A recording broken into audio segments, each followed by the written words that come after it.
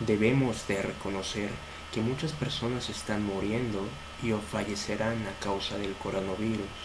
Es necesario comprender qué es el duelo y en esta ocasión te lo presentamos y te proponemos una forma diferente de superarlo. Hola, yo soy Paulina y les voy a hablar sobre el duelo y sus etapas. Bueno, el duelo, que proviene del latín dolium, que significa dolor o aflicción, es la reacción natural ante la pérdida de una persona. También es la reacción emocional y de comportamiento en forma de sufrimiento cuando un vínculo afectivo se rompe. Incluye componentes físicos, psicológicos y sociales con una duración e intensidad proporcionales a la dimensión de la pérdida. El proceso de duelo es un mecanismo para adaptarnos a una pérdida. Es íntimo, pues cada persona lo lleva de distinta manera y es social, ya que conlleva rituales culturales. Ahora les voy a hablar del duelo por la reciente pandemia. La crisis sanitaria por COVID-19 ha impactado no solo en nuestra manera de vivir, sino también en la manera de afrontar la muerte. Se ha alterado la manera en que nos despedimos de nuestros seres queridos fallecidos, ya que el confinamiento ha impedido que los acompañemos a los enfermos y despedirlos en los funerales. Las circunstancias de la muerte repentina o sobrevenida tras una enfermedad es el factor que más ha incidido en esta pandemia. Una muerte inesperada impide aceptarla y aumenta el dolor y el sufrimiento. Quienes hayan pasado por una pérdida en la situación actual han tenido que enfrentarse a distintas situaciones, como la pérdida física, no haber podido despedirse de esa persona o no poder rendirles el último homenaje de despedida, así como no haber podido estar a su lado prestándoles ayuda y compañía. El duelo forma parte de nuestra vida y pasa por diferentes etapas. Es decir, las reacciones emocionales que sentimos no son estáticas e irán cambiando a medida que pase el tiempo. Las 5 etapas del duelo, la negación, ira, negociación, depresión y aceptación, forman parte del aprendizaje para aceptar la pérdida de un ser querido. Son instrumentos para ayudar a identificar y reconocer lo que podemos estar sintiendo. Se espera que con estas etapas podamos reconocer el terreno del duelo, lo cual nos preparará mejor para vivir y afrontar las pérdidas. La primera etapa es la negación. En esta etapa, las personas no pueden llegar a entender que la persona no volverá a cruzar la puerta nunca más. Cuando estamos en esta etapa, al principio podemos quedar paralizados o refugiarnos en la inestabilidad. Esta primera etapa del duelo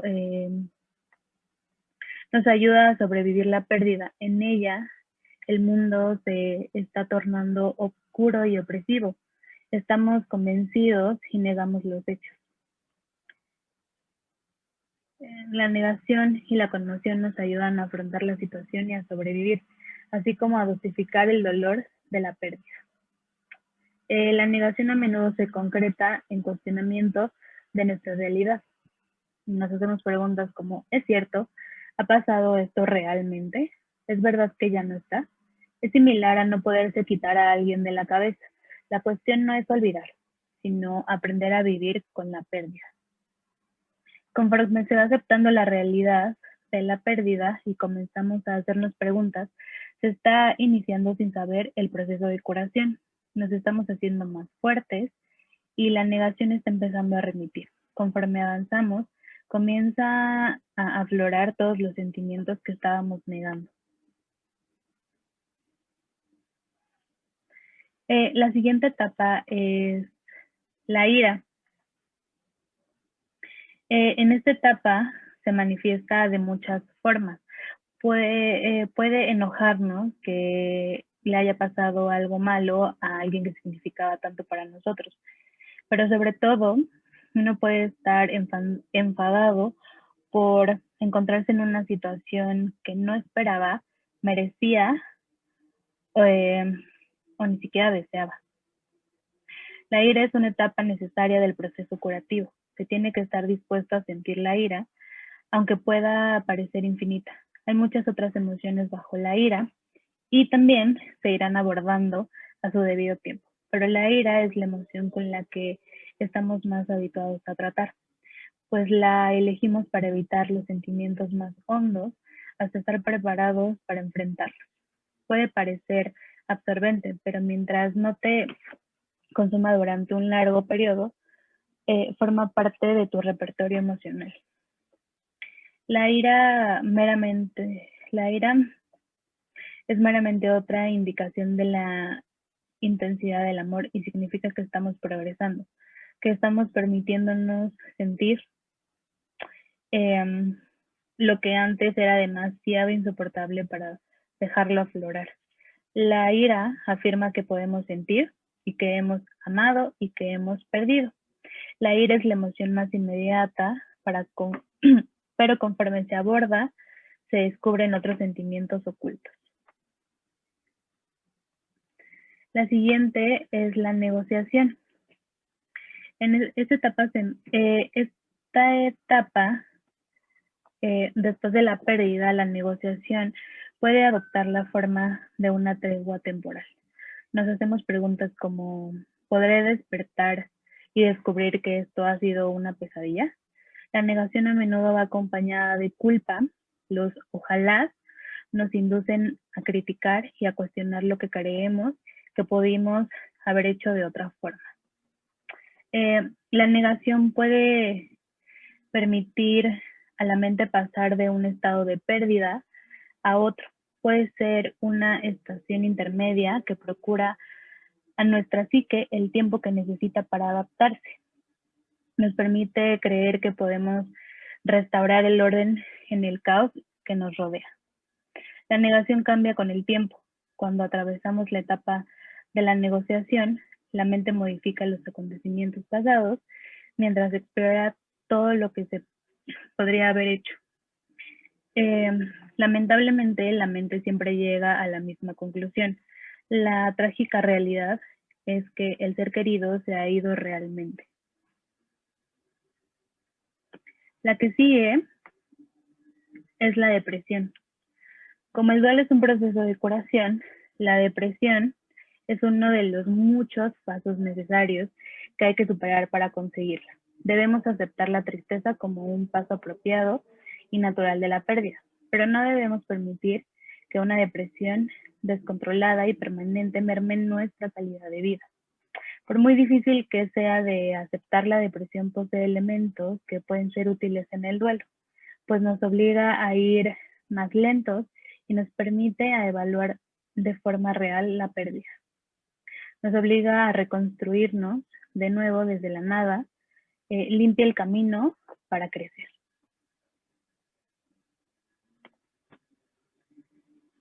La última es la aceptación.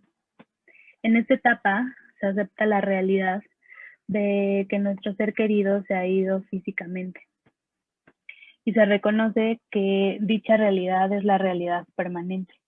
Nunca nos gustará esta realidad ni estaremos de acuerdo con ella. Al final la aceptamos y aprendemos a vivir con ella.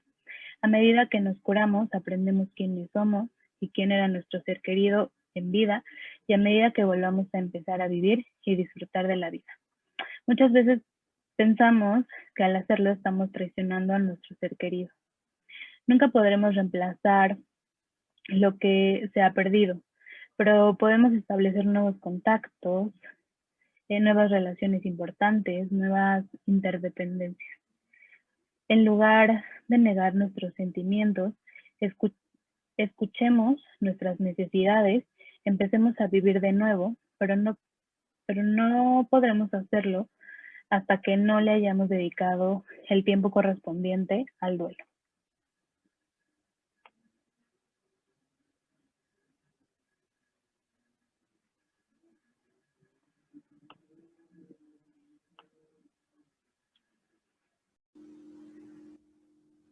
Hola, ¿qué tal? Mi nombre es Nancy América y yo voy a exponer el tema de biblioterapia. Voy a comenzar a compartir mi pantalla. Ok, comencemos definiendo exactamente qué es la biblioterapia. Y bueno, la biblioterapia, su definición etimológica es terapia o tratamiento a través de los libros. Consiste en brindar apoyo emocional a un individuo a través de la lectura y los libros. Es un proceso de interacción con los libros o con cualquier texto que le permite a una persona encontrarle el sentido a su vida y con esto sanarse. Muchas veces encontramos en libros o textos informativos pues datos que no teníamos y que a veces ni siquiera sabíamos que necesitábamos, pero que nos brindan ayuda y nos brindan este nuevo punto de vista que nos permite sanarnos, ya que estamos estancados en una sola manera de ver las cosas. Entonces, la visión objetiva de ciertos autores nos permite ver las cosas de diferente manera y con esto poder sanarnos. Por mencionar algunos antecedentes de la biblioterapia, encontramos que el más remoto se remonta a civilizaciones antiguas que colocaban inscripciones sobre las entradas de la biblioteca, indicando que dentro de estos edificios se estaba sanando el alma. En sus primeras formas, la biblioterapia se utilizó en hospitales psiquiátricos como tratamiento para los enfermos mentales. Esto fue tanto en Europa como en Estados Unidos. En la Edad Media, cuando los pacientes leían pasajes de la Biblia para distraerlos del sufrimiento durante intervenciones quirúrgicas. Obviamente, pues era la Biblia, ya que pues este texto pues era la Edad Media, entonces por eso elegían este texto de la Biblia. En el siglo XVIII, en los hospitales psiquiátricos se instalaron bibliotecas para pacientes en estos hospitales porque los médicos que trataban enfermedades mentales recetaban desde ahí la lectura como terapia. En el siglo XX, la biblioterapia finalmente se consolida como disciplina y al final de la Primera Guerra Mundial se habían establecido bibliotecas en muchos hospitales de veteranos y se utilizó la biblioterapia para apoyar un aumento de la demanda para tratar a los veteranos militares que sufrían un trauma emocional. Si nos damos cuenta, en cada una de estas etapas, pues utilizaban cierto tipo de textos para cierto tipo de situaciones, dependiendo del contexto.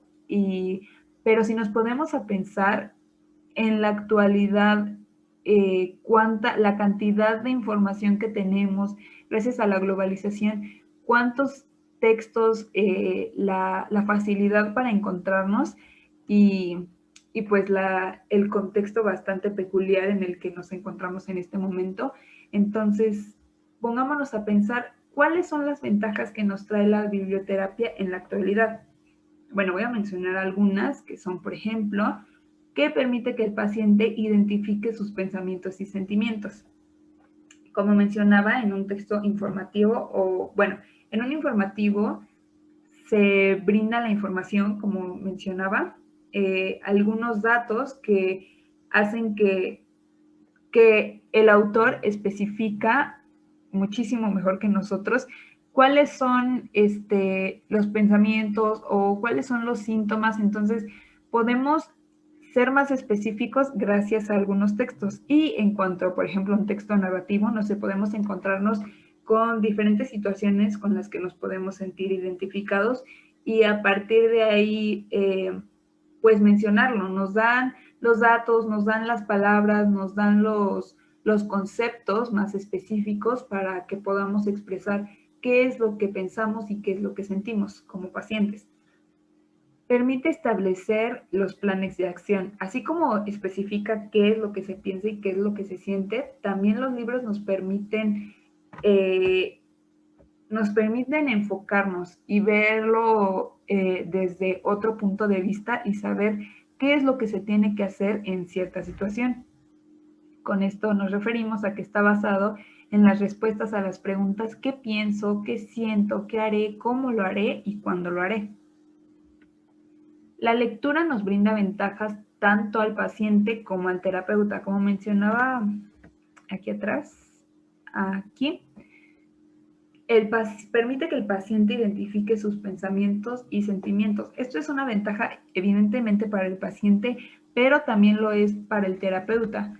El terapeuta muchas veces, pues, si el paciente no sabe cómo expresar qué es lo que siente o qué es lo que piensa, y pues si en un libro encuentra las palabras correctas con las que se identifique, ya puede expresar más fácilmente cómo se siente, cuáles son los síntomas, y esto le permite al terapeuta tener más información y a partir de ahí poder brindar un tratamiento, poder hacer un diagnóstico. Entonces, no solo son para el paciente las ventajas, sino también para el terapeuta.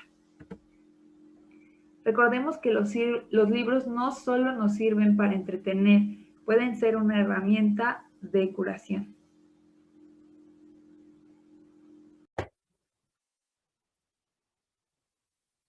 Buenos días, tardes o noches. Mi nombre es Ricardo Hernández y voy a continuar hablando acerca de los fundamentos de la logoterapia. Este tema es muy importante porque conociendo los fundamentos de la logoterapia vamos a poder resignificar la vida, incluso la muerte, que es el tema que nos convoca. Voy a compartir mi presentación. Se tarda un poco. Espero que la visualicen. Bueno, la tríada fundamental, así se le conoce a la tríada de conceptos que funda la logoterapia. Es la libertad de voluntad, la voluntad de sentido y el sentido de la vida. La libertad de voluntad habla acerca de que el hombre no está libre de condicionantes, sean biológicos, psicológicos o de naturaleza sociológica, pero el hombre es libre de tomar posición con respecto a estos condicionantes. Está condicionado pero no determinado. Viktor Frankl expone que entre el estímulo y la respuesta se encuentra una brecha y dentro de esta brecha se halla la libertad. Y es ahí donde podemos tomar posición. No solo lo que me pasa, sino lo que hago con lo que me pasa. La voluntad de sentido la interpretamos como la primera fuerza motivante del hombre. La primera fuerza motivante del hombre es la búsqueda de sentido. También reconocemos la existencia de otras fuerzas, como puede llegar a ser la voluntad de poder, la voluntad de placer, expuestas por Alfred Adler y Freud, respectivamente, pero no la reconocemos como la primera fuerza. La logoterapia reconoce que la voluntad interviene siempre para cumplir un sentido potencial o bien para perderlo. Otro concepto muy importante es el sentido de la vida. Estoy cambiando de diapositiva, pero no me lo permite. Y bueno, el sentido de la vida se encuentra en hallar un propósito, es decir, en encontrar un porqué. Nuestra tarea, tanto de los psicólogos, los terapeutas y de los usuarios, es recurrir a una investigación fenomenológica de los datos inmediatos de la experiencia vital real. Y cabe aclarar que los terapeutas no concedemos ni atribuimos sentidos a las cosas, sino más bien los encontramos, no los inventamos, los detectamos. Y bueno, acerca de la triada de la singularidad. Para entender esto me gustaría comenzar con una reflexión. Te pido que tomes tu pulgar, que lo mires y observes y pienses en todos los pulgares que hay en el mundo y a pesar de eso no hay ningún igual. Cada hombre es único y cada vida humana es singular. Hegel, el gran sabio judío, lo expresó con las palabras precisas. Si yo no lo hago, ¿quién lo hará? Si no lo hago ahora, ¿cuándo lo haré? Pero si lo hago por mí mismo, ¿qué soy? Sobre la tríada axiológica, Viktor Frankl encuentra 3 caminos para hallar el sentido de la existencia, a través de los valores de creación, de experiencia y de actitud. Los valores de creación hacen referencia a lo que el ser humano le otorga al mundo en términos de creación, trabajo, o puede ser un panadero a través de su pan, un pintor a través de sus pinturas, y Dice, se refiere a la capacidad que tiene el ser humano de crear cosas hermosas y valiosas para el mundo. Pero el ser humano no solo es capaz de crear, sino que también puede recibir del mundo muchas cosas hermosas y valiosas, igualmente gratificantes. Este recibir es a través de vivencias de tipo estético-contemplativas. Y por último, reconocemos una tercera vía, que es la más difícil de lograr, que es a través del valor de la actitud. También se le conoce como el valor del sufrimiento o sentido de la muerte. El hombre no solo se colma creando o gozando, sino también adoptando una actitud adecuada ante un destino adverso y fatal. La realización de esta categoría de valor tiene la capacidad de transmutar la tragedia humana en un logro humano. Y esta es nuestra tarea con esta presentación. Posteriormente encontramos a la tríada trágica. Reconocemos que asuntos existenciales que afectan a todo ser humano son el sufrimiento, la culpa y la muerte. Pero nos enseña la misma escuela neuroterapéutica que no existen aspectos trágicos y negativos que no puedan ser transmutados en logros significativos a partir de la posición que adoptemos. Hay que recordar la libertad de voluntad. No importa lo que pasa a nuestro alrededor, sino la forma en la que nos enfrentamos a ella. Y esta frase es muy significativa. El destino no puede ser cambiado. De lo contrario, no sería destino. El hombre, no obstante, puede cambiarse a sí mismo. De lo contrario, no sería hombre. Y posteriormente seguimos, retomando las palabras de esta Nancy, el libro se reconoce como un recurso potencialmente terapéutico. Esta palabra en potencia me gusta porque puede ser o puede no ser. Puede ser si lo utilizamos de forma apropiada. Utilizándolo de esta forma nos permite identificar pensamientos, sentimientos y entender nuestro comportamiento. Es una forma de lograr el insight. El insight es conocido como la capacidad de darse cuenta tanto de lo que pasa en el interior como en el exterior, porque por lo general en los procesos de duelo complicados no se reconoce lo que está sucediendo, existe una negación y este insight puede superar esta negación. La obra que sugerimos es la autora Elizabeth Lucas, En la tristeza perdida de amor, y necesitamos comprar una libreta, se propone leer un capítulo diario y contestar las siguientes preguntas. ¿Qué pienso, qué siento, qué haré, cómo lo haré y cuándo lo haré? Con cada capítulo. También se puede anotar las frases significativas que nos hallemos. Y por último, esta frase que me gusta mucho. En algún lugar de un libro hay una frase esperándonos para darle un sentido a la existencia. Miguel de Cervantes. Gracias por su atención.